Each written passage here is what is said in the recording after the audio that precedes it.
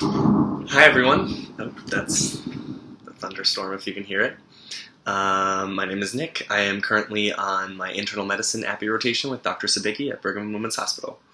Since week one has come to an end, this is my first #TiltW, or Things I Learned This Week vlog.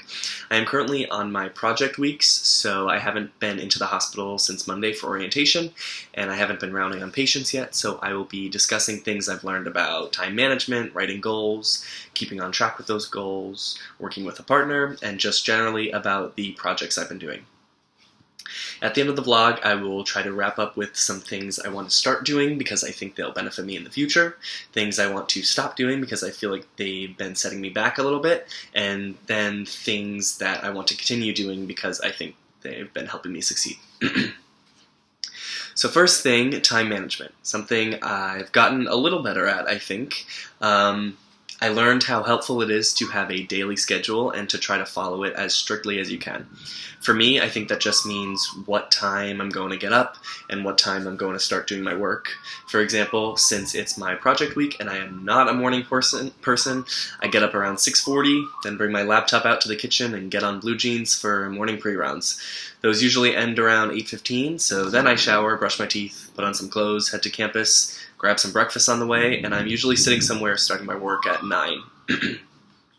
Since we didn't have pre-rounds on Friday, I woke up around 9 and started doing work around 9:30, but I definitely wasn't as awake and prepared for my day as I was the rest of the week when I woke up earlier, so hence why I think it's important to keep on a schedule, at least for the mornings.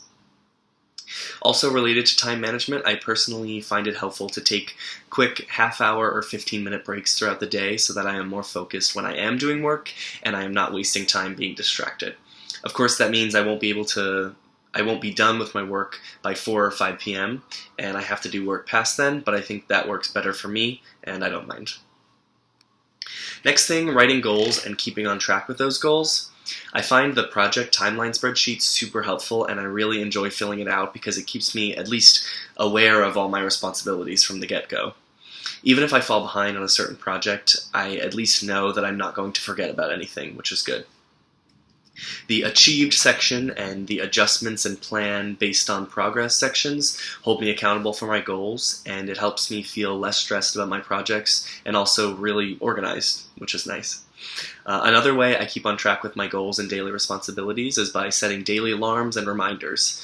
On Monday, I set up a variety of alarms in my phone that go off at specific times in the evening every weekday to remind me to do all my tasks. I have one alarm for checking Class Dojo, one for making sure I do Vanco and Warfarin TDM for all the next morning's pre-rounds, one for posting an O-tilt, one for responding to a peers post, and one for filling out the achieved section of my project timeline.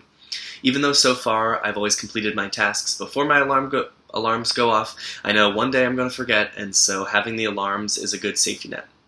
I also set reminders for things like doing this TiltW and for finishing up my blog and infographic. So just generally, reminders and alarms are really helpful for keeping me on track. Now on to working with a partner. I think the main thing I've learned is to be in constant communication with your partner.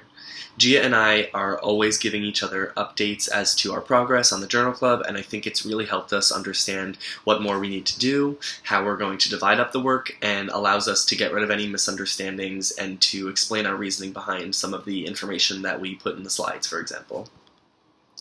Generally, about the projects, I've learned that the hardest part for me is making everything look pretty. It's also the most fun part because when I look at my final product, I feel really proud of it, and I show my friends and roommates who probably don't care as much as I think they do, but it's still really nice to look at my finished product and be like, wow, I think that looks pretty good. However, it is easily the most time-consuming part and also the hardest part because you have to get a hang of how everything works and how finicky different things like Microsoft Word can be when you're trying to organize pictures and text boxes. So my takeaway from that is to give yourself extra time to complete the creative parts of the projects. So, in conclusion, one thing I want to start doing is spending a little bit more time on APPE every night, looking at patients even if they aren't on Vanco and warfarin.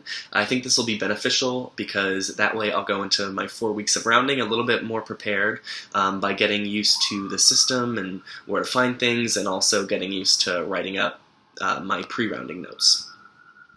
One thing I want to stop doing is getting hung up on the smallest little details because I'm taking a lot longer than I should to complete my topic discussion handout, for example.